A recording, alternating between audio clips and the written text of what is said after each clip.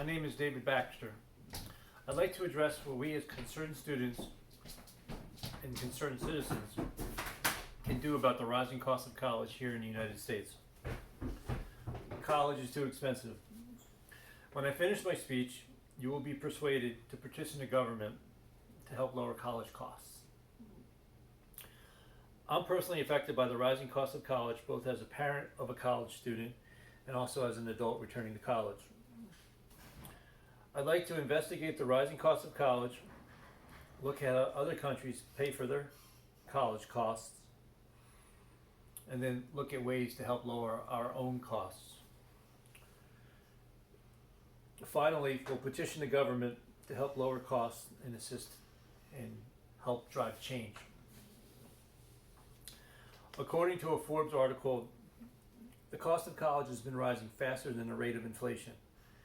The price of college is increasing almost 8 times faster than wages.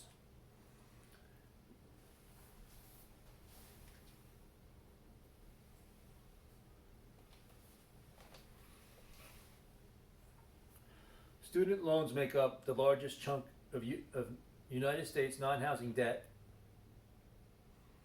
according to the Forbes article. This is more than cars and credit cards. The increase in cost plus the lack of wage growth is equaling record levels of debt.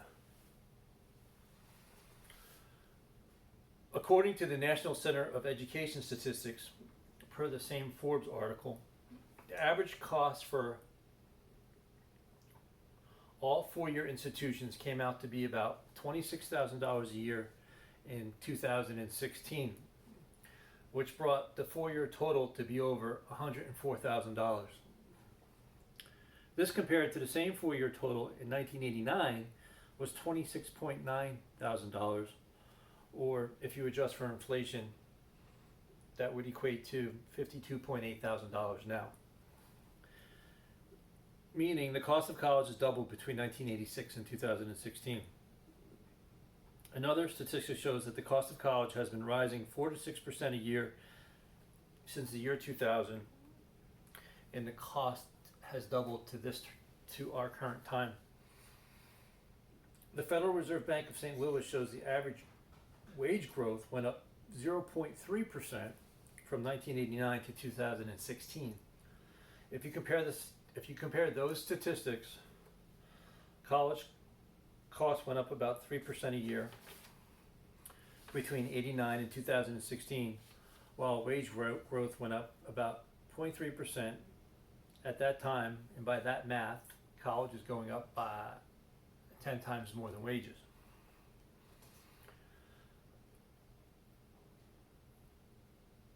Federal student loans help fuel the rise in college tuition.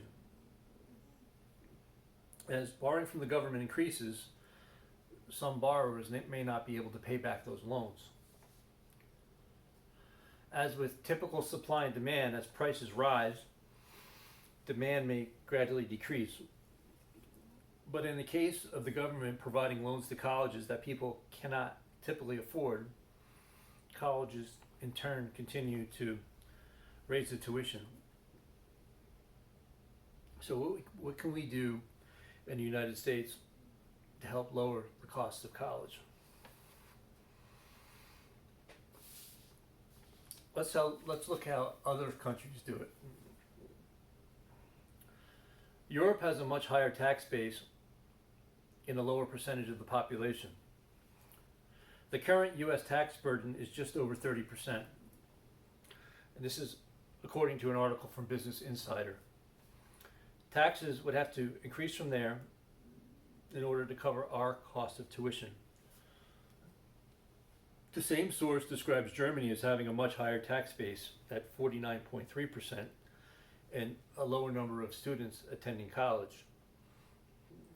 62% of students in Germany pursue a tertiary education compared to 94% of students in the United States. We have to note that the taxes in Germany and other European countries are not just due to socialized education, but socialized healthcare as well. If we look at Finland, Finland has a tight 33% acceptance rate for all of its universities in all of the countries, citizens pay the cost. An article from the National Review describes the most prestigious and discriminating colleges in the United States having a 33% acceptance rate. And then keep in mind that the 33% acceptance rate in Finland is the same across all of its universities. Finland ranks in the bottom third of developed countries attaining a college education, while the United States ranks in the top third. China, too, keeps its college costs down through large government subsidies, and they're very highly competitive. So, if you look at socialized education, it's probably not the answer to the high cost of education here in the United States, or else we would be paying much higher taxes and only a select few of us would be getting into college.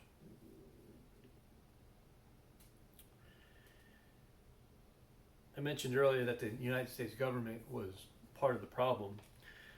The US government can actually be part of the solution to the high cost of education. And let's look at some ways that we can lower college costs.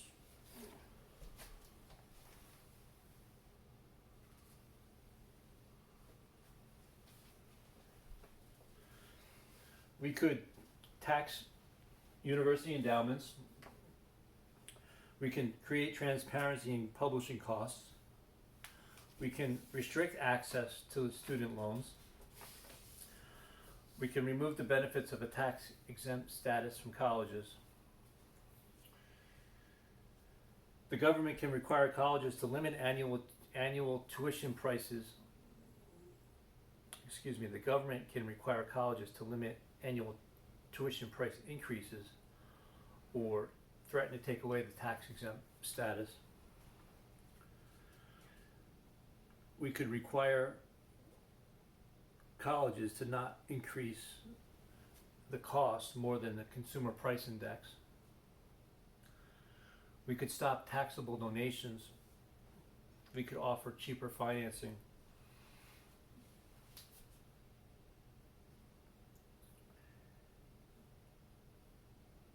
And we could also make minimal tax payments.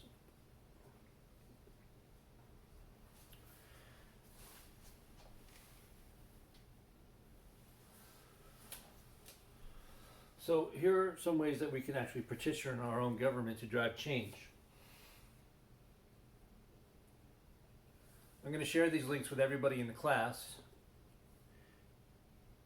as well as the PowerPoint presentations.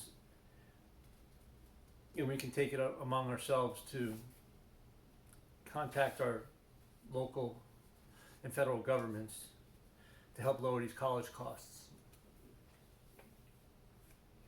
Keep in mind, you can petition the government. You can use the same links to petition the government for any issue that you feel passionate about. Thank you for listening, and thank you for your time.